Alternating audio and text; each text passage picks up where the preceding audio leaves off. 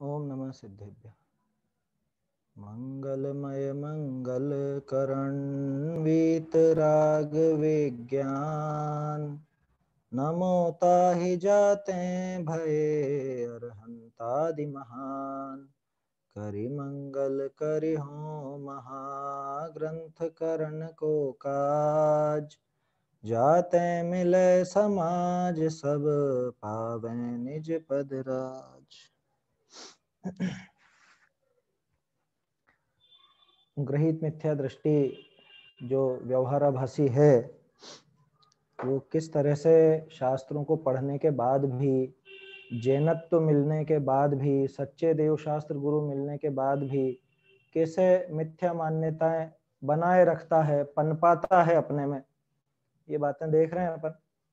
इसमें जो उसका सम्यक दर्शन का अन्यथा रूप है, उसी के अंदर बात चल रही थी अपनी कि देव शास्त्र गुरु से संबंधित विपरीतता और 7 तत्वों से संबंधित विपरीतता। देव शास्त्र गुरु की बात हो चुकी। 7 तत्व संबंध में भी जीव और अजीव तत्व संबंधी जो विपरीत मान्यता उसके चलती है ना, सीखने के बाद भी, जीव अजीव को पढ़ने के बाद भी जो मिथ्या मान्यता चलती है, वो बात हुई। अब अपन बात करेंगे आश्रव तत्व का अन्यथा रूप। देखो, मुझे ऐसा लगता है कई बार कि ये जो 7 तत्व है ना, 7 तत्वों को अगर 2 हिस्सों में विभाजित करना हो, माने 2 काम इनके नक्की किए जाएं इनको जानने के, तो क्या बनेंगे कि जीव और अजीव को जानने का मुख्य कार्य तो है भेद विज्ञान, और बाकी के तत्वों को जानने का मुख्य कार्य है वीतरागता। जो आपको ध्यान हो तो जीव अजीव तत्व संबंधी विपरीत मान्यता में भी शुरू में टोडरमल जी ने दिखाया था, है ना। वीतराग दशा होने को कारणभूत और भेद विज्ञान होने को कारणभूत।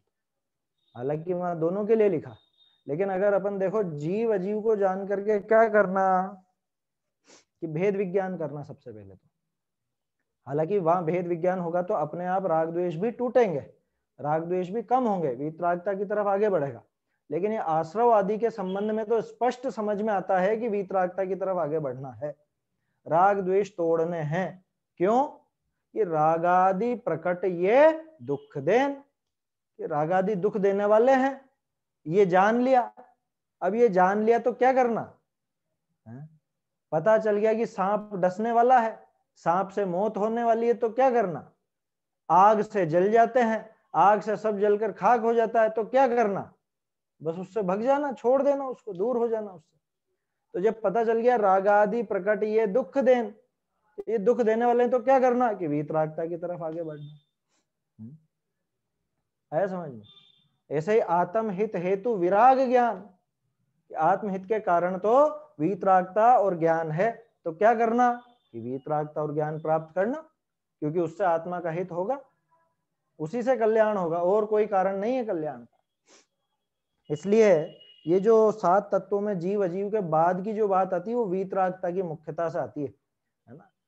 भेद ज्ञान भी शामिल हो जाएगा इसमें, वो अंदरूनी होगा।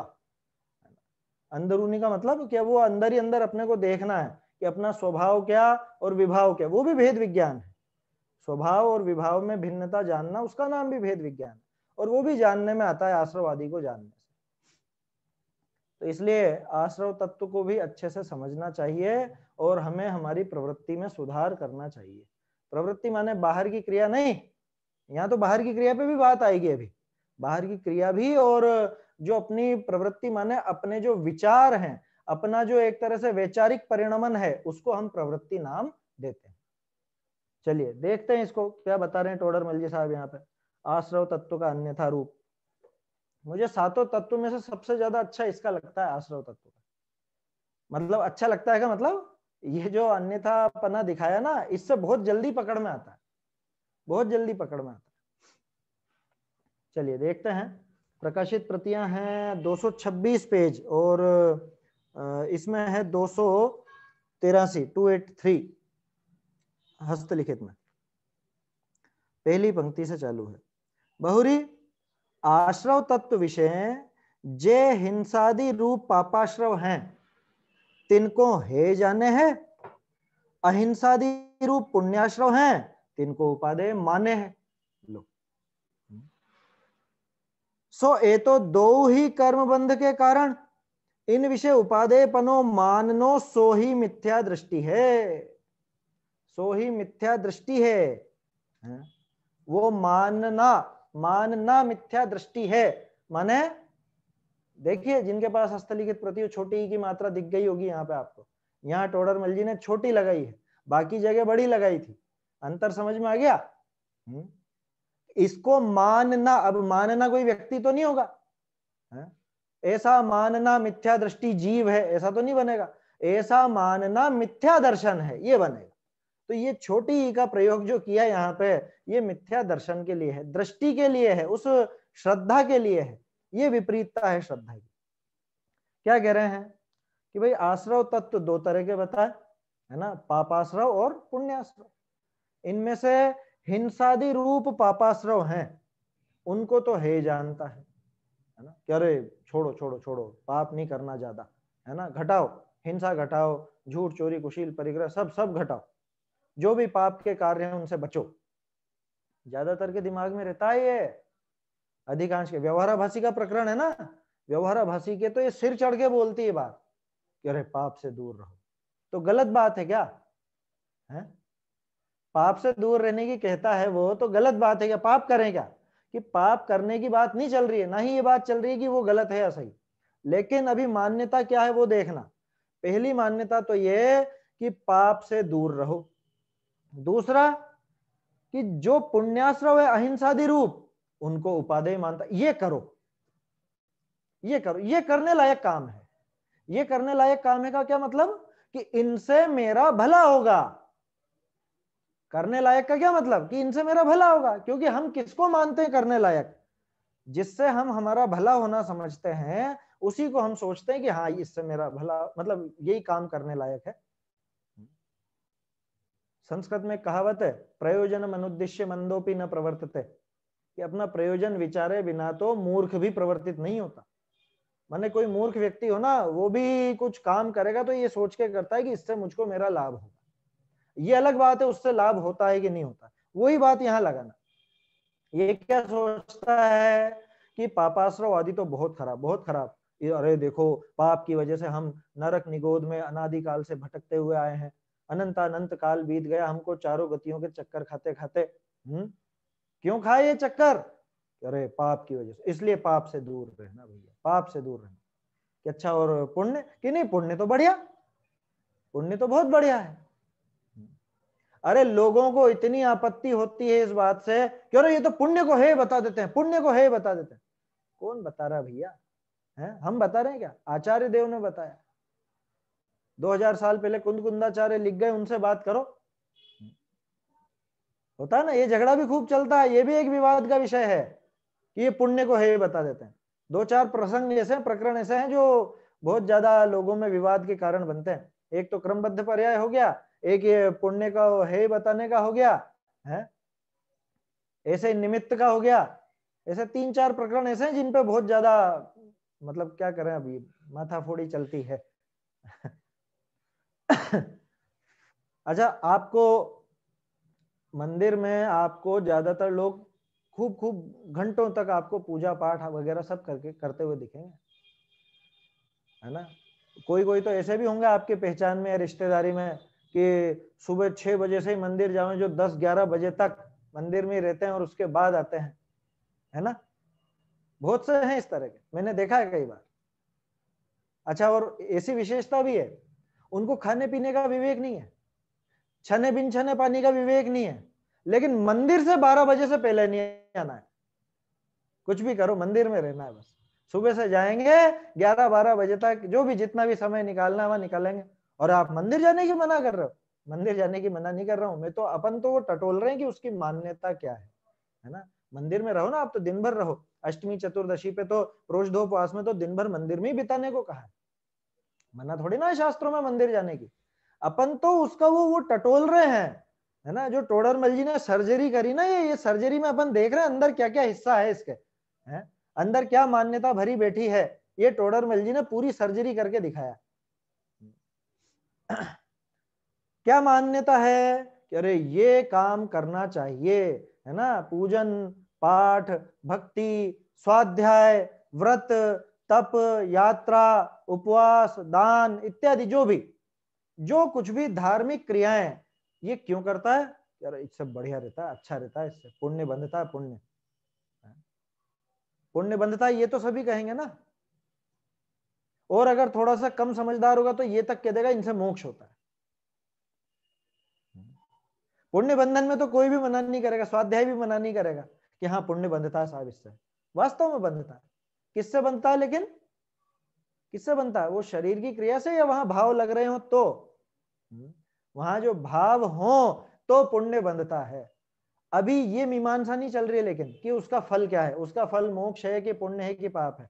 मीमांसा इस बात की चल रही है कि इसको पुण्य से चिपकाट क्यों है, इसको जो पुण्य की लालसा है, क्यों चाहते हो पुण्य? क्योंकि अब अगला प्रश्न अपना यही आएगा कि भैया तुम मंदिर जाते हो, इतनी देर मंदिर में रहते हो, क्यों रहते हो? कि इससे पुण्य बंधता है। अच्छा तुमको पुण्य क्यों चाहिए? क्यों चाहिए पुण्य? अरे पुण्य से हमारा काम होता है, पुण्य से आत्मा का भला होता है। यही निकल के आएगा 99% लोगों का जवाब। क्यों जाते हो भाई मंदिर में? क्यों जाते हो? दर्शन क्यों करते हो? पूजा क्यों करते हो? व्रत तप उपवास क्यों करते हो? कि पुण्य बंधता। तो पुण्य क्यों चाहिए ये बताओ। हम करने नहीं करने की बात नहीं कर रहे हैं, हम ये नहीं कह रहे हैं मत करो, हम ये नहीं कह रहे हैं कि उससे पुण्य नहीं बंधता, हम तो ये पूछ रहे हैं कि पुण्य चाहिए क्यों। हालांकि टोडरमल जी उसकी प्रेरणा भी देंगे आगे, बहुत जबरदस्त संतुलन वाले वाक्य आने वाले हैं इस प्रकरण में। ये प्रकरण बहुत अच्छा है, आश्रव तत्व संबंधी भूल वाला। लेकिन पहले अपना मानस टटोल लो, क्या वास्तव में पुण्य की चिपकाट है क्या अभी भी? ऊपर से तो सब कहेंगे नहीं नहीं नहीं नहीं नहीं चाहिए, नहीं चाहिए लेकिन ईमानदारी से शांत चित्त होकर के विचार करें तो पुण्य की लालसा बनी रहती है, वो लालसा बनी रहती है। अब यहां क्या कह रहे हैं? जो हिंसादि रूप पापाश्रव हैं उनको तो हे जानता है, और अहिंसादि रूप पुण्याश्रव हैं उनको उपादेय मानता है। अब असली बात क्या है? परंतु ये तो दोनों ही कर्म बंध के कारण है। वो खुद ही कह रहा है ना पुण्य बंधता है, ये तो नहीं कहा पुण्य छूटता है? बंधन ही बताया ना, पुण्य बंधता है ऐसा कहा। तो भाई ये समझ लो कि ये बंधन कर रहे हो। अरे तो क्या छोड़ देंगे क्या? कि अभी ये बात नहीं चल रही है। पहले तो उसका स्वरूप समझो कि पुण्य वास्तव में है क्या चीज। क्या पुण्य मुक्ति दिलाने वाला है? क्या पुण्य आत्मा को सुखी करने वाला है? क्या पुण्य से आत्मा का कुछ भला होने वाला है? ये सबसे पहले निर्णय कर लेना। क्या था पहला प्रश्न? क्या पुण्य मुक्ति दिलाने वाला है? अगर दिमाग में ये बैठा है कि पुण्य से मोक्ष होगा तो अभी बहुत बहुत बड़े भ्रम में है। पुण्य मोक्ष दिलाने वाला नहीं है, पुण्य तो बंधन का ही कारण है, ये पक्की बात। क्या पुण्य से अपने आत्मा का कुछ भला होता है? कि आत्मा का वास्तव में भला नहीं होता, क्योंकि आत्मा का भला तो एकमात्र वीतराग परिणामों से होता है। भाई राग द्वेष बराबर इच्छा बराबर आकुलता बराबर दुख, ये सब इक्वेशन पहले ही समझ चुके हैं अपन। ये सारा समीकरण गणित का अपन ने देख लिया पहले ही। जितने ज्यादा राग द्वेष उतनी ज्यादा आकुलता, उतनी इच्छा उतना दुख, ये सब देख चुके हैं ना। तो अब पुण्य का भी जो भाव है वो शुभ भाव है, शुभ इच्छा है, शुभ इच्छा है, इच्छा है माने आकुलता है। उसके फल में क्या मिलेगा? आकुलता के फल में मैं आकुल व्याकुल हो लेता, आकुल का फल व्याकुल है ना। पूजन में है पंक्ति, देखो वो पंक्ति भी पूजन में है, गजब की बात है? लेकिन पूजा करते समय ये चीज विचार में नहीं आती है। उस समय तो मजा आता है कि बहुत अच्छा बहुत अच्छा, बहुत अच्छी पूजा हुई साहब आज। ये तो दोनों ही कर्म बंध के कारण है। कह रहे आप इनको बंध का कारण कह रहे हो? कि तत्वार सूत्र में लिखा उमा स्वामी आचार्य ने, शुभ पुण्यस्य शुभ पापस्य लिखा तो है सूत्र। वो कौन सा अधिकार में लिखा है? बंध वाले में ही तो लिखा है ना। वहां पे बंध मतलब आश्रय और बंध दोनों ही चीजें एक साथ चलती हैं, क्योंकि अपने तो जिसका भी आश्रय होता है उसका बंध भी होता है। अपने को ईर्यापद आश्रय तो है नहीं कि आश्रय हो जाए और बंध ना हो। वो तो अरहंतों के है वो व्यवस्था तो। परंतु ये तो दोनों ही कर्म बंध के कारण है। इनमें उपादेयपना मानना वही मिथ्या दृष्टि है। माने पहली बात क्या थी, पापाश्रव को तो हे मानता है। दूसरी बात क्या थी, पुण्याश्रव को उपादेय मानता है। अब वो कहेगा 50% तो सही करो। पापाश्रव को तो हे माना ना इसने, पुण्याश्रव को हे नहीं माना, उपादेय मान लिया, तो उसका भले आप 50 नंबर काट लो, लेकिन 50 नंबर तो पूरे दो। तो जैसे जीव अजीव तत्व संबंधी अपन ने देखा था, वहां पे भी इसी तरह की बात थी। इधर का अंश उधर, उधर का अंश इधर मिलाता है। आधी भूल नहीं रहती, पूरी की पूरी भूल रहती। वो आया था ना ज्ञान आदि में और शरीर आश्रित उपदेश उपवास आदि में सबको अपनी क्रिया मानता। तो ज्ञान को अपनी क्रिया बताया उतना तो सही होगा कि वो भी सही नहीं है। अपनी चीज को अपना कह रहा है और दूसरी चीज को भी अपना कह रहा, पूरा ही गलत है उसका। ठीक ऐसे यहां पे लगाना कि पापाश्रव को तो हे मान रहा है और पुण्याश्रव को उपादेय मान रहा है, दोनों ही गलत है। तो पापाश्रव क्या उपादेय है क्या? कि हम ये नहीं कह रहे पापाश्रव उपादेय है, लेकिन इसका पापाश्रव को हे मानना वैसा ही है जैसा पुण्याश्रव को उपादेय मानना है। और चूंकि पुण्याश्रव को उपादेय मानना मिथ्या है, इसलिए इसका पापाश्रव को हे मानना भी मिथ्या है। कैसे? दूसरा तर्क सुनिए। पापाश्रव से क्या होगा कि अरे बाहर में बहुत दिक्कत आएगी, प्रतिकूलता मिलेगी, है ना, बहुत परेशानी आएंगी, दुख आएंगे, सांसारिक दुख भोगने पड़ेंगे। तो सांसारिक दुख से आत्मा का बिगाड़ होता है, मतलब बाहरी प्रतिकूलता से, ये माना ना। मन में तो यही बैठा हुआ है जब पापाश्रव को है कह रहा है तब। ये पापाश्रव को है किस हिसाब से कह रहा है ये अपन सोचो, है ना। ये माने कौन? तीसरा नहीं, अपनी खुद की बात लगाएं, स्वयं की बात लगाएं, मेरी बात। क्या मैं अगर पाप भाव को बुरा कहता हूं तो किस लिए कह रहा हूं कि अरे मुझे गरीबी अच्छी नहीं लगती, मुझे टूटे फूटे हाथ पांव अच्छे नहीं लगते, मुझे टेढ़ा मेढ़ा शरीर अच्छा नहीं लगता, और उन सब का कारण पाप है। मैं ऐसा नहीं चाहता, मैं तो अच्छा भला सब सब बढ़िया चाहता हूं, इसलिए पाप से दूर रहना चाहता हूं। देखो एक बहुत बड़ी समस्या है अपनी। क्या समस्या है? बच्चों को अपन बचपन से ये सिखाते हैं कि बेटा आलू प्याज नहीं खाना, हिंसा नहीं करना। क्यों नहीं करना? नरक में जाओगे। अभी बताओ, डर से छुड़ाया जा रहा है। वहां पे ये समझाना चाहिए कि ये भी अपनी तरह जीव हैं, जैसे तुमको दुख होता है ऐसे इनको भी दुख होता है। भाई नरक में जाओगे गलत बात है क्या? गलत बात तो नहीं है, लेकिन वो दिमाग में गलत मान्यता बैठी। वहां वो पापाश्रव आदि छोड़ता है तो इसलिए छोड़ता है कि बाहर में प्रतिकूलता मिलेगी, उसको प्रतिकूलता का भय सताता है, उस डर से लगा है। चलो मान लो अपन ये कह दें कल से कोई ऐसा बहुत बड़ा विद्वान हो जाए जो शोध करके सिद्ध कर दे कि आलू प्याज खाने में कोई जीव नहीं मरते, कोई जीव हिंसा नहीं होती, है ना। या मान लो किसी दूसरे जीव को सताने में कोई पाप नहीं बंधता, तब फिर क्या होगा कि अच्छा कोई पाप नहीं बंधता, ठीक है तो फिर खाने लग जाएंगे हम। मेरी बात समझ में आ रही है? वो पॉइंट जो बताना चाह रहा हूं मैं, वो असल में उसके दिमाग में बाहरी प्रतिकूलता बुरी लगती है उसको। वैसे तो ये बंध तत्व संबंधी भूल में शामिल है, लेकिन बंध और आश्रव में बहुत अंतर नहीं है। शुभ अशुभ बंध के फल मजार, रति अरति करे, रति अरति करे। तो वो जो शुभ और अशुभ का फल मिलता है ना, उसका कारण कौन है? उसका कारण है ये आश्रव। तो वहां पे रति और अरति पड़ी है तो उसके कारणों में भी रति और अरति पड़ेगी। समझ में आई बात? वहां रति अरति पड़ी हुई है तो उसके कारणों में भी रति या अरति होगी। मुझे बाहरी अनुकूलता अच्छी लगती है, बढ़िया रुपया पैसा घर परिवार मकान है, अच्छा सब सब बढ़िया हो ऐसा अच्छा लगता है, तो उसका जो कारण है पुण्य, वो पुण्य के प्रति मेरी चिपकाट बढ़ जाएगी। और मुझे बाहरी प्रतिकूलताओं से बहुत दुख लगता है, नरक के डंडे नहीं खाना चाहता, तिर्यंच गति के दुखों से बहुत घबरा गया है। एक वो BWC करके एक CD थी पहले, वो हम लोगों ने चढ़ा रखी जैन अध्ययन केंद्र पे, ब्यूटी विदाउट क्रुएल्टी। उसमें वो जो आपके सौंदर्य प्रसाधन होते हैं वो कैसे क्या बनते हैं वो सब उसमें बताया गया। अब आपके उन्हीं ने साहब उससे भाव बहुत खराब होते हैं। मैं तो कहता हूँ फिर भी देखना, अगर आप काम में नहीं लेते हो तो भी देखना। किस लिए देखना? तिर्यंच गति के दुख देखने के लिए देखना। और ऐसे तिर्यंच हम कई बार बने हैं, ऐसे दुख हम पर भी बीते हैं, ये जानने के लिए देखना। खैर वो अलग बात है, अभी वो मुद्दा नहीं है।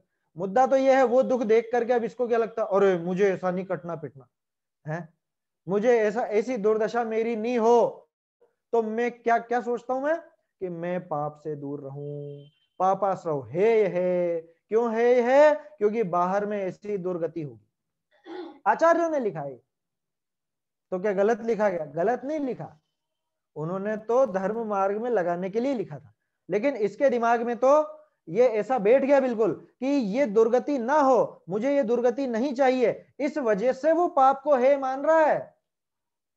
समझ में आ रही बात? पाप को है मानने का कारण क्या कि उससे आत्मा का मतलब वो जो आकुलता होती है, वो आकुलता रूपी दुख को नहीं देखा है उसने तो बाहर का वो प्रतिकूलता रूपी दुख देखा है। माने अभी तो उसको भेद विज्ञान भी नहीं है कि बाहरी प्रतिकूलता जो होती है वो मुझ में प्रवेश करती है या नहीं, बाहरी काट पीट से मुझ में कुछ फर्क पड़ता है या नहीं है, अभी तो उसका भी विवेक नहीं उसमें। वो तो उस बाहरी प्रतिकूलता से, बाहरी उन दुखों से डर करके ये पाप को है बताता है। आया समझ में? तो इसका ये पापाश्रव को है कहने का कारण भी, मतलब वो मान्यता भी झूठी है इसकी। तो फिर है किस तरह से माने इसको कि भाई है तो है, लेकिन कैसे है कि इसमें मेरी आत्मिक शांति समाप्त होती है। क्यों? क्योंकि वास्तविक सुख तो निराकुलता है, और वो निराकुलता आकुलता से विपरीत है, अपोजिट है बिल्कुल। और वो आकुलता ये पापाश्रव अथवा पुण्याश्रव रूप है, माने इन भावों रूप है, शुभ भाव या अशुभ भाव। तब जाके उसको है मानना। जो इनका असली स्वरूप समझेगा ना, वो अकेले पाप को है नहीं कहेगा, वो पुण्य को भी है ही कहेगा माने मानेगा। बाहर में तो नहीं कहेगा, है ना, बाहर में तो वो काम करता हुआ दिखेगा, लेकिन अंदर में मान्यता तो कि पुण्य भी भला नहीं है। आया समझ में? बनारसीदास जी ने लिखा ना, एते पे भी को कहे पुण्य भलो पाप बुरो, सोई महामूढ़ मोख मार्ग सो चुक्यो है। कि पुण्य तो भला और पाप बुरा। क्यों? कह रहे पुण्य से सब अच्छा अच्छा मिलता है, स्वर्ग मिलता है। देखो अन्य मत में क्या प्रचलन देता है, अन्य मत में कैसा उपदेश देते हैं, ब्रह्मचर्य से रहो, ज्यादा परिग्रह मत रखो। क्यों? कि उससे तुमको स्वर्ग मिलेगा।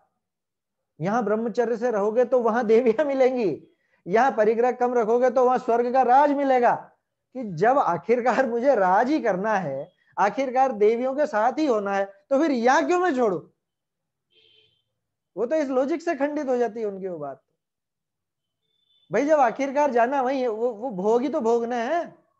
आप यहाँ छुड़ा रहे हो, वहां दिला रहे हो, उसका तो कोई भरोसा नहीं कि अगले भाव में मिलेगा या नहीं, इसकी कोई गारंटी थोड़ी है। किसने देखा स्वर्ग? तो यहाँ जो साक्षात मिल रहा है इसको क्यों छोड़ू मैं? यहाँ रुपए पैसे को क्यों छोड़ू? यहाँ क्यों ब्रह्मचर्य से रहूं? यहाँ अन्य मतलब उन पापों से क्यों बचूं? फिर ऐसा कोई जवाब दे सकता है? तो इसलिए वो वास्तविक कारण नहीं है। और जो बाहरी अनुकूलता देख करके पुण्य पर मोहित हुआ है, जो बाहरी प्रतिकूलता देखकर पाप से घबराता है, वो पाप और पुण्य दोनों के संबंध में भ्रांति में पड़ा हुआ है, दोनों के संबंध में भूल पड़ी। देखा ना स्पष्ट? ये तो दोनों ही कर्म बंध के कारण है। इनमें उपादेय पना मानना कि नहीं साहब हमने पाप में नहीं माना, अरे पुण्य में तो माना ना, पुण्य में तो माना या नहीं? वही मिथ्या दृष्टि है, वही मिथ्या दर्शन है, वही मिथ्या मान्यता है। कह रहे पता नहीं कहां कहां से ले आए बातें, कहां से लिया? ये पढ़ो, समय सार के बंध अधिकार में कहा है। टोडरमल जी ने तो पूरा सब पढ़ रखे थे ग्रंथ, इसलिए तो फटाफट बता देते थे कहां क्या लिखा है। नीचे छंद दिया है, सर्वम सदैव नियतम भवति स्वकीय कर्मोदयान मरण जीवित दुख सौख्यम अज्ञान में तदेह यत्तु पर परस्य कुर्यात् पुमान मरण जीवित दुख सौख्यम। तो ये विचारणीय बात है। क्या कहा बंध अधिकार में? देखते हैं, देखो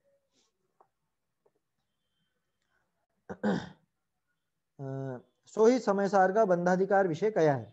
सर्व जीवनी के जीवन मरण सुख दुख अपने कर्म के निमित्त तय हो है ना? अपने कर्म के निमित्त तय माने प्रत्येक के अपने अपने स्वयं स्वयं के। मेरे जो पुण्य या पाप का उदय होगा उस अनुसार मेरा काम होगा, बाहर का, मेरा माने बाहर का, जो अभी बाहरी सामग्री मिली है, आपके पुण्य पाप के अनुसार आपका होगा। तो जीवन मरण सुख और दुख, इन चार के अलावा कौन सी दशा है? ये चारों में सब शामिल हो गए, सब शामिल हो गए। किसकी वजह से होते हैं ये? अपने अपने कर्म के निमित्त हो है। जहां अन्य जीव के इन्हीं कार्यनिका करता होई, सोई मिथ्याध्यवसाय बंध का कारण है। तहां अन्य जीवनी को जीवाने का व सुखी करने का अध्यवसाय होई, सो तो पुण्य बंध का कारण है। और मारने का व दुखी करने का अध्यवसाय होई, सो पाप बंध का कारण है। ये उस श्लोक के अनुसार यहाँ पे दिया है। क्या कह रहे हैं कि सभी जीवों के जीवन मरण सुख दुख आदि ये सब किसके अनुसार? कि ये सब अपने अपने बांधे हुए कर्मों के अनुसार है। ये तो पक्की बात है ना।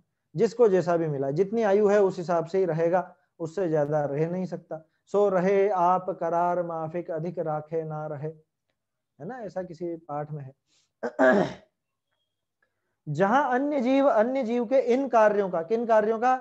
मैं जिलाता हूं, मैं मारता हूं, मैं चाहूं तो इसको जीने नहीं दूं, मैं चाहूं तो अभी मिटा दूं, मैं चाहूं तो सुखी कर दूं, मैं चाहूं तो दुखी कर दूं। क्या कह रहे हैं? इन कार्यों का करता हो का मतलब अपने को कर्ता माने, होता होता कुछ भी नहीं है क्या? उन कार्यों का कर्ता कोई दूसरा द्रव्य नहीं हो जाएगा, लेकिन ये मानता है, तो मानने को ही लिखा है यहाँ पे हो। इन कार्यों का करता हो वही मिथ्या अध्यवसाय है, और वो मिथ्या अध्यवसाय ही बंध का कारण है, ये बंधन का कारण है। कह रहे यहाँ पे क्यों बैठे हैं हम? कि यहाँ हम इसीलिए बैठे हैं क्योंकि अनादिकाल से हम यही सोचते रहे कि हमने इसको सुखी किया है, हमने इसको दुखी किया, या हमने इसको जिलाया, या हमने मारा। अरे बच्चों को पाल पोस के बड़ा किया हमने। नहीं बोलते हैं क्या? माओ को तो रहता है ना, हमने पाल पोस के इतना बड़ा किया और अब हमको ही सिखा रहा है। ऐसा होता है कई बार, क्योंकि बहुत से जैसे विद्यार्थी होते हैं, अब वो किस्मत से आ गए, धर्म मार्ग में लग गए, शास्त्री बन गए, या कुछ भी हो गया, अब वो अपने बड़ों को उपदेश देना तो उनको, अच्छा हमको ही सिखा रहे हो, हमने तो पाल पोस के तुमको इतना बड़ा किया। होता है इस तरह की डायलॉग बाजी होती है, सभी जगह होती है। तो जहां अन्य जीव के इन कार्यों का करता हो, वही मिथ्या अध्यवसाय बंध का कारण है। दो बातें हैं, पहली बात तो वो मिथ्या अध्यवसाय है, झूठी मान्यता है, दूसरी बात वो बंध का कारण है, उससे मुक्त नहीं होगे कभी भी। कि अच्छा इसको रिवर्स भी कर दो कि मैं दूसरे को सुखी दुखी करने का या जीवन मरण का करता हूं, इसका उल्टा क्या? दूसरा मुझे सुखी होने का करता, दूसरा मेरे दुख का कारण, दूसरा मेरे सुख का कारण, दूसरे मेरे जीवन का या मरण का कारण। बोलो किसकी वजह से हो यहाँ पर? कि हम तो जो कुछ भी हैं माता पिता की कृपा से हैं। क्या रे, माता पिता का आदर भी नहीं करोगे आप? कि माता पिता के आदर की बात नहीं चल रही है, बात यह है कि वास्तविक मान्यता क्या है। कहने में तो पूरा काम होगा, उनका आदर सम्मान भी जैसा रहता है वैसा रहेगा, है ना, कोई यहाँ पे उनका आदर नहीं करना ऐसी बात नहीं है। लेकिन यहाँ ये समझने की बात है कि वास्तविकता क्या है, क्या वास्तव में वो माता पिता ने जन्म दिया? योग सार में तो पढ़ते हैं, जन्मता है जीव अकेला, मरता है जीव अकेला, है ये सब पढ़ा ना, योग सार में नहीं पढ़ा गया? परमात्मा प्रकाश में होगा, बहुत सारे ग्रंथों में है। तो कहने का अर्थ यह है कि ये मिथ्या अध्यवसाय है, स्वयं को दूसरे का अथवा दूसरे को स्वयं का। ऐसी गाथाएं आपको 19, 20, 21 के आसपास मिलेगी, 19, 20, 21 या 20, 21, 22 में क्रम भूल रहा हूं क्या। मैं इनका था, ये मेरे थे, मैं इनका हूं, ये मेरे हैं, मैं इनका होऊंगा, ये मेरे होंगे। क्या? सुख के कारण, दुख के कारण, जीवन मरण के कारण, XYZ सब लगा लेना। तो जिसके ऐसे कर्तृत्व की भावना पड़ी हुई है वो उसका मिथ्या अध्यवसाय है और वो बंधन का कारण है। वहां अन्य जीवों को, अब देखो यहाँ पे भेद किया, यहाँ ये नहीं बताना था कि क्या व्यवस्था बनती, यहाँ तो ये बताना था कि इनमें से, इन्हीं भावों में से जो अन्य जीवों को सुखी करने का, बचाने का, ऐसे इत्यादि जो भाव होते हैं वो तो पुण्य आश्रव के कारण है। और उनको जो मारने आदि के दुखी करने के भाव होते हैं वो पापाश्रव के कारण है। ये तो गणित हो गई क्या है पुण्य और क्या है पाप कि, लेकिन देखो ये दोनों एक जैसी तो बातें हुई ना। स्वयं को दूसरे का कर्ता माना, चाहे सुख का माना हो या चाहे दुख का माना, बात तो बराबर ही है। अब स्वयं को वो दूसरे के सुख का या दूसरे को स्वयं के सुख का कर्ता मानता है, भले का सोचता है, जिसमें जीवों को ऐसा दुख ना हो ऐसा सोचता है। अब उसके प्रति, उस भाव के प्रति तो इसको चिपकाट रहती है, क्योंकि ये अच्छा भाव है ऐसा सोच कर। और जो दूसरे को दुखी करने का या स्वयं दूसरे से दुखी हो इस तरह का जो भाव चलता है उसके प्रति ये हे भाव है, हे भाव है। क्यों कि ये बहुत पाप के आश्रव का कारण, जबकि दोनों एक जैसे ही तो है ना। मूल में तो मान्यता वही चल रही है, स्वयं को अन्य का कर्ता अथवा अन्य को स्वयं का कर्ता माना, मूल भावना तो वही है। देखिए क्या कह रहे हैं आगे, ये पाप बंध का कारण है। और मारने का व दुखी करने का अध्यवसाय हुई सो पाप बंध का कारण है ना। ऐसे अहिंसावत सत्याधिक तो पुण्य बंध को कारण है, और हिंसावत असत्याधिक पाप बंध को कारण है। को का अर्थ के, ये को है, ये को नहीं है। ये मैंने पहले भी कई बार कहा है, बिंदी से बहुत अर्थ बदल जाता है। ऐसे अहिंसावत सत्याधिक, तो उदाहरण सिर्फ अहिंसा और हिंसा का लिया है, ऐसे ही बाकी चारों में भी लगा लेना कि भाई सत्य है ना, या अचौर्य या ब्रह्मचर्य अपरिग्रह, ये सब पुण्य बंध के कारण है, पुण्य आश्रव के कारण है। और जो हिंसा के समान ही झूठ चोरी कुशील परिग्रह, ये सब पापाश्रव के पाप बंध के कारण है। लेकिन खास चीज क्या, ए सर्व मिथ्याध्यवसाय है, ए सर्व मिथ्याध्यवसाय ते त्याज्य हैं, ये छोड़ने लायक हैं, ये रखने लायक बिल्कुल भी नहीं है। ताते इसलिए क्या करना, हिंसादिवत अहिंसादिक को भी बंध का कारण जानी है ही मानना, इनको बंध का कारण जानना और इसीलिए है मानना। लो टोडरमल जी ने लिखा ये, अरे कुंदकुंदाचार्य अमृत चंद्राचार्य लिख गए पहले ही, है ना। वो है ना अमृत कुंभ, और वो क्या विष कुंभ और अमृत कुंभ, इस तरह की गाथाएं हैं तो सही, शायद 300 नंबर के आसपास हैं। पढ़ा होगा प्रतिक्रमण प्रत्याख्यान वगैरह, ये सब वहां पे विष कुंभ का है। आया समझ में। तो ये सब त्याज्य हैं। क्या त्याज्य, अब ये समझ लो पहले। पूजा करना छोड़ दें, मंदिर जाना छोड़ दें, दूसरे जीवों को बचाना छोड़ दें, वो जो अहिंसा के भाव आते हैं वो छोड़ दें, ये त्याज्य है कि नहीं, इनको भला मानना छोड़ दो।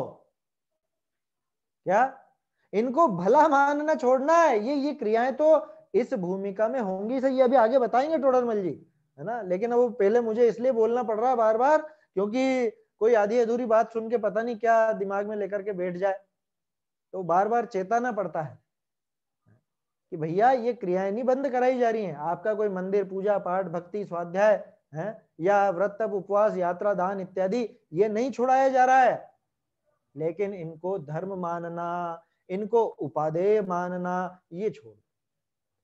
क्योंकि भूल क्या है, पूजा करना भूल है क्या? पूजा करना भूल नहीं है, पूजा से मोक्ष मानना भूल है, पूजा को उपादेय मानना भूल है। वो काम तो होगा, खैर वो आगे आएगी पंक्ति, इसलिए अभी रुकते हैं थोड़ा सा, है ना, बीच बीच में वो बोलना पड़ जाता है सब। कुल मिला के सार क्या निकला कि हिंसादि के समान अहिंसादि भावों को भी बंध का कारण जानकर हे ही मानना, मानना श्रद्धा में बिठा लेना, ये बातों में मत लगा लेना कोरा, अंदर से वो मान्यता निकाल देना कि वास्तव में पूजा मुझे सुखकारी है, ये नहीं है। क्यों कि पूजा का जो भाव है वो तो पुण्य का भाव है, शुभ भाव है, उससे भी आकुलता ही होगी, भले मंद होगी लेकिन आकुलता ही होगी ना, निराकुलता तो नहीं हुई ना। और मेरा सुख तो निराकुलता में है। आत्म को हित क्या है सुख, सो सुख आकुलता बिन कहिए। आत्मा का हित किसको बताया? आत्मा का हित तो सुख में बताया। अब ये बताओ यहाँ पे सुख है क्या? यहाँ पे निराकुलता है क्या? कि जब यहाँ निराकुलता नहीं है तो फिर इसमें सुख कैसे कहोगे। और यही तो भूल है, भूल यही है कि जो सुखरूप नहीं था उसको सुखरूप मान लिया, जिसमें मेरा भला नहीं था उसको भला मान लिया। ये मैं सिर्फ शब्द बदल रहा हूं और कुछ भी नहीं है। यहाँ उपादेय मान रहा लिखा था, अपन ने उसको भला मानना बोल दिया, उससे सुख मानना बोल दिया। बात तो वो क्यों हुई, आया समझ में। देखिए क्या कह रहे हैं, हिंसा विषय मारने की बुद्धि हुई, सो वाका आयु पूरा हुआ बिना मरे नहीं, अपनी द्वेष परिणति करी आप ही पाप बांधे हैं। ये तो सामान्य जीव के लिए भी उपदेश है कि भैया क्यों दूसरे के बारे में ऐसा सोचते हो, होना तो वही होगा जो जैसा उसके कर्म का उदय होगा। ये फालतू ही पाप बांधता रहता है। अहिंसा विषय रक्षा करने की बुद्धि हुई, सो वाका आयु अवशेष बिना वह जीवे नहीं, कि तुम लाख कोशिश कर लो उसकी आयु नहीं बची होगी तो वो जीने वाला नहीं है। अपनी प्रशस्त राग परिणति करी आप ही पुण्य बांधे है। देखो बिल्कुल सेम सिस्टम है, बिल्कुल सेम दोनों में, पाप में भी और पुण्य में भी। क्या होता है कि ये मैं सोचता हूं कि इसका ऐसा बुरा कर दूं, इसका कुछ ना कुछ ऐसा बिगाड़ कर दूं, तब पता चलेगा, तब इनको मालूम चलेगा हम क्या चीज है। अभी इन्होंने देखा नहीं है हमको, हमारा गुस्सा नहीं देखा है अभी। ऐसा सोचता है ना कई बार दूसरे का काम बिगाड़ने का। अरे भाई दूसरे का काम तो उसके पुण्य या पाप अनुसार जैसा भी होना, काम मतलब वो बाहर का काम, आत्मा का तो कुछ भी नहीं होता जाता है। वो बाहरी कार्य भी पुण्य या पाप के अनुसार उसके अनुसार स्वयं होगा, और मैं व्यर्थ ही अपने भाव करके पाप बांधता हूं। ये सिस्टम पाप का। अब पुण्य का क्या सिस्टम, कि ऐसे ही अपन तो खूब कोशिश कर, अरे बेचारे की मदद कर दो, अरे सहायता करो, अरे बचाओ, मारो मत, अपन तो खूब ऐसे भाव करें। लेकिन अगर उसके आयु शेष नहीं हो अथवा साता का उदय नहीं हो तो वो होता नहीं है, और हम अपने आप स्वयं में भी पुण्य बांध लेते हैं। समझ में ही बात। तो सिस्टम बिल्कुल एक जैसा है ना, दोनों में बंधन हुआ या नहीं हुआ, दोनों जो भाव थे वो व्यर्थ थे या नहीं। टोडरमल जी क्या इशारा करना चाह रहे हैं उस पर विचार कीजिए।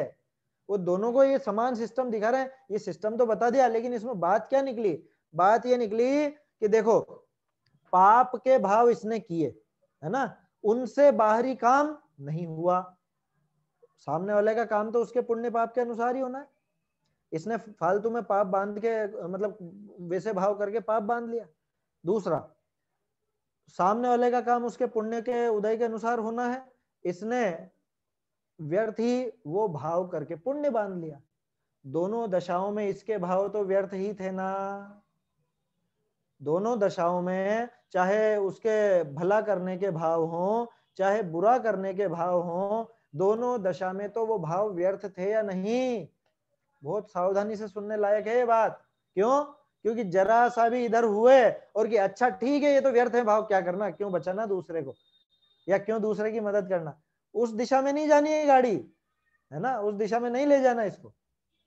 यहां ये समझ लेना कि ये भाव तो भूमिका अनुसार होंगे ही होंगे, लेकिन ये भाव व्यर्थ है।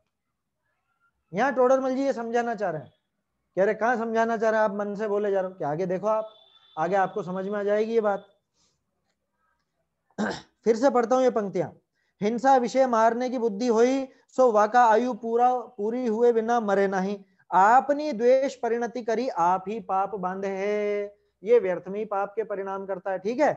अहिंसा विषय रक्षा करने की बुद्धि हुई, सो वाका आयु अवशेष बिना वह जीवे नहीं, अपनी प्रशस्त राग परिणति करी आप ही पुण्य बांधे है। ये भी व्यर्थ है। कि व्यर्थ क्यों हुआ साहब, पुण्य बंध तो रहा है। कि यही तो भूल पड़ी है कि वो पुण्य बंध रहा है, उसको ये व्यर्थ नहीं समझ रहा। मोक्ष हो रहा है क्या, असली सुख मिल रहा है क्या उस पुण्य के बंध में है? ये समझने की बात है। ऐसे ये दो है, ऐसे ये दोनों ही है हैं। अब देखो खास चीज जो आ रही है, जहां वीतराग होई दृष्टा ज्ञाता प्रवर्ते, तहां निर्बंध है सो उपादेय है। पुण्य को उपादेय मानने वाले ने क्या भूल कर दी कि अब जब वो पुण्य को ही उपादेय मान बैठा है तो ये वीतराग दशा को कैसे उपादेय मानेगा, बताओ आप। उसके दिमाग में वीतराग दशा की महत्ता कैसे आएगी? आ ही नहीं सकती। मेरे दिमाग में तो पुण्य की महत्ता चढ़ी हुई है, तो मैं वीतराग दशा को कैसे? भाई सिंहासन तो एक है, एक ही जना बैठ सकता है। अब या तो आप पाप को बिठा लो उस पे, या पुण्य को बिठा लो, या धर्म को यानी वीतराग भाव को बिठा लो। अब मैंने तो उस सिंहासन पे किसको बिठा दिया? पुण्य, पुण्य, पुण्य, सबसे बढ़िया पुण्य। अब कैसे बिठाऊंगा मैं वो वीतराग भाव को, कैसे बिठा पाऊंगा? बात समझ में आ रही है? ये है यहाँ पे टोडरमल जी का इशारा। असली उपादेयता किसकी है? उपादेय भाव वास्तव में कौन सा है? कि वीतराग होई दृष्टा ज्ञाता प्रवर्ते, क्योंकि वहां अन्य से संबंधित कोई भाव ही नहीं रहेगा, तो वो व्यर्थ भी नहीं कहलाएगा। अभी अपन जितने भी भाव करते हैं, है ना, जितने भी भाव करते हैं अन्य से संबंधित, वो सारे व्यर्थ हैं, चाहे पुण्य के हों चाहे पाप के हों। क्यों? क्योंकि बाहरी काम तो जैसा बनना है वो अपने बनाव अनुसार बनेगा, जैसा होनहार होगा, जैसा कर्म का उदय होगा, जैसी काल लब्धि होगी, सारे समवाय लगा लेना, वो उस अनुसार बनेगा। मेरे भाव करने से कुछ नहीं होगा। तो मेरे वो चाहे भाव पुण्य के हों चाहे भाव पाप के हों, वो दोनों ही व्यर्थ हैं। इसलिए है पना कैसे? ऐसे है वो है। समझ में आई बात? नहीं तो बहुत से क्या सीख तो जाते हैं पढ़ना कि नहीं नहीं पुण्य भी बुरा है, पुण्य भी है पुण्य भी है। अब उनसे पूछो कैसे भैया बताओ तो, कैसे है? कि ऐसे है कि वो व्यर्थ है, उससे मेरा काम सधता नहीं। बाहर में जो होना होगा सो ही होगा, मैं कितने पुण्य के भाव शुभ भाव कर लूं उससे कोई फर्क पड़ने वाला नहीं। इसलिए है कि तो क्या नहीं करेगा? नहीं करे वाली बात मत लगाना, वो अभी आगे आने वाली, बस 2 मिनट में। क्या कह रहे हैं? वीतराग होई दृष्टा ज्ञाता प्रवर्ते तहा निर्बंध है, वो है निर्बंध। पुण्य में भी बंधन, पाप में भी बंधन, लेकिन निर्बंध दशा तो वीतराग भाव की थी, जहां न शुभ का राग था न अशुभ का राग था। वो निर्बंध दशा है, वो ही उपादेय है। सो अब देखो, यह है टोडरमल जी की सबसे बड़ी खासियत, संतुलन, जबरदस्त संतुलन। क्योंकि पता था ये सब बातें कहते ये अभी भागेगा मंदिर से, छोड़ बैठेगा सब कुछ कि ठीक है व्यर्थ है ना ये, तो चला मैं अब नहीं करनी, पूजा वूजा नहीं करना, स्वाध्याय भी क्यों करूं, बंद करो भैया ये प्रवचन है, स्वाध्याय भी नहीं करूंगा, अब तो खाओ पियो मौज से रहो। क्यों छोड़ू मैं रात्रि भोजन, क्यों मैं छोड़ू अभक्ष है, या क्यों मैं व्रत उपवास करूं? फालतू में परेशान हो रहा था, मुझे तो पता ही नहीं था ये व्यर्थ थे, छोड़ दिया मैंने तो व्यर्थ थे। कि भैया बात तो तेरी सच्ची है, ये व्यर्थ थे, लेकिन चक्कर क्या है कि जहां वीतराग होई दृष्टा ज्ञाता प्रवर्ते तहां निर्बंध है, सो उपादेय है। सो ऐसी दशा ना होई तावत, माने जब तक ऐसी वीतराग दशा नहीं होती तब तक क्या करना? प्रशस्त राग रूप प्रवर्तो, लो ये तो सीधा उपदेश दे दिया, प्रवर्तो, इसमें लगो, शुभ भाव में लगो। कुछ दिन पहले बात की थी ना, ऐसा कुछ किसी ने कहा था कि भाई जहां पे संतुलन की बात आए वहां पे ऐसा, तो ये आप नोट कर सकते हो, ये संतुलन वाला पैराग्राफ है, निश्चय व्यवहार का संतुलन, अथवा जहां पे पुण्य को नहीं छोड़ बैठे, ऐसा यहाँ पे समझाया टोडरमल जी। देखो इसके ऊपर की सारी पंक्तियां पढ़ो आप, उन सब में आपको ऐसा लगेगा ठीक है अब तो छोड़ ही देते हैं, हाथों हाथ टोडरमल जी हाथ पकड़ लेते हैं कि कहाँ जा रहा है? कि वीतराग दशा हो तो छोड़ देना, निर्बंध दशा हो तो छोड़ देना, लेकिन जब तक तेरी दशा निर्बंध नहीं होती, जब तक तू वीतरागता को प्राप्त नहीं होता, तेरा असली असली जो तेरा भला है वो भला नहीं होता। आत्म को हित है सुख, तो वो जो सुख जब तक प्राप्त नहीं होता तब तक प्रशस्त राग रूप प्रवर्तो। क्यों क्यों प्रवर्तन साहब? इसलिए प्रवर्तो क्योंकि वीतरागी तुम हुए नहीं। अगर प्रशस्त राग रूप नहीं प्रवर्तोगे तो क्या होगा? कि फिर तो उल्टा ही काम हो जाएगा, वहां पे अप्रशस्त राग आएगा, वहां पाप ही बंधेगा, और ज्यादा दूर हो जाएगा, अपने धर्म मार्ग से और ज्यादा दूर हो जाएगा। क्या कह रहे हैं? ऐसी दशा न होई तावत प्रशस्त राग रूप प्रवर्तो, परंतु श्रद्धान तो ऐसा राखो यह भी बंध कारण है।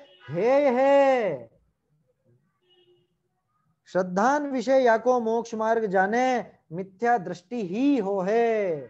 श्रद्धान में इनको मोक्ष मार्ग मान लेवे तो मिथ्या दर्शन ही होता है ना?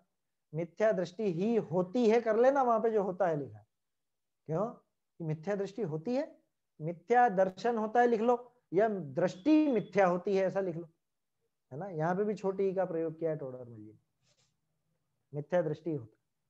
कितना गजब की दो पंक्तियां, कितने कमाल की हैं, कितना जबरदस्त संतुलन यहाँ बिठाया है टोडरमल जी ने, कि भाई जब तक वीतराग दशा उपादेय है, ये पक्की बात, ठीक है ना, वो ही प्राप्त करने लायक है। जितने भी शुभ भाव कर रहे हो वो भी है, अशुभ तो है ही सही, उनकी तो बात ही नहीं चल रही, शुभ भाव भी है, तो क्या छोड़ दें कि नहीं? तुम अगर इसको छोड़ के वीतराग दशा रूप हो सकते हो तो छोड़ देना। क्या अगर वीतराग दशा रूप हो सको तब तो छोड़ दो, बेझिझक छोड़ दो, कोई दिक्कत नहीं है। वैसे कैसे छोड़? अरे मुनिराज छोड़ते हैं, वैसे छोड़, मुनिराज भी तो छोड़ देते हैं ना।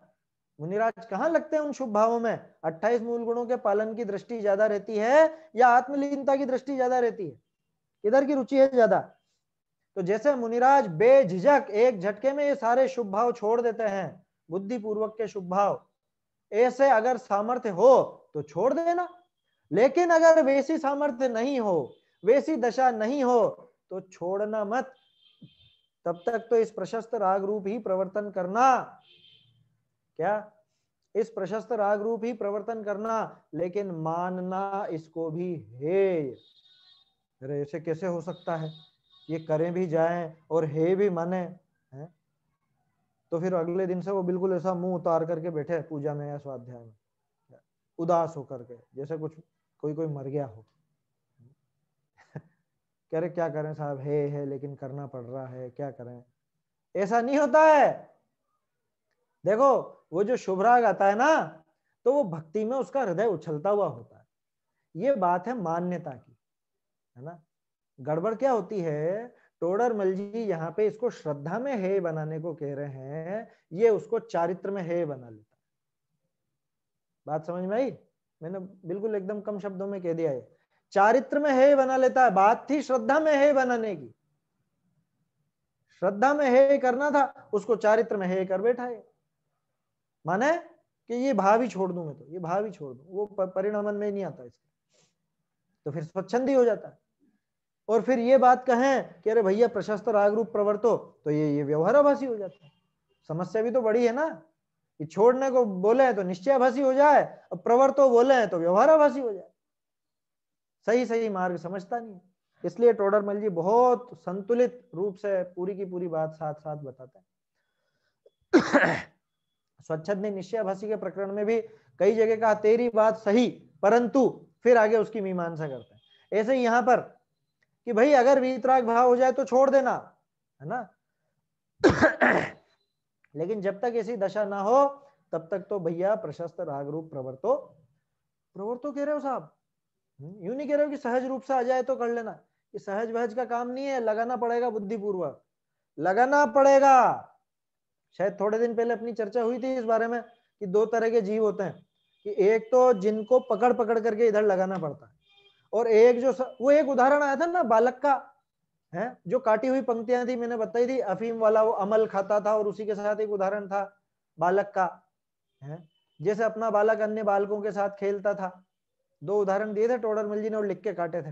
प्रवृत्ति को कैसे सुधारना, वो उपाय था। वो पैराग्राफ वास्तव में बहुत कमाल का है, कि एक तो बच्चा ऐसा होता है जो खुद ही समझदार होता है, तो ऐसे ही किसी का उपयोग तो ऐसा कि अपने आप ही खुद ही लग जाए, अपने आप ही शुभ भाव इसको आते हों। होता है ना, बहुत से जीवों का होता है ना, जीव दिन भर उसके शुभ परिणाम ही रहते हैं, मंद कषाय रूप भाव ही रहते हैं, कभी उसको कोई ऐसा तीव्र राग या तीव्र द्वेष या अशुभ भाव नहीं होता। और दूसरे तरह का वो होता है कि ये समझता नहीं, इसको बार बार लगाना पड़ता है।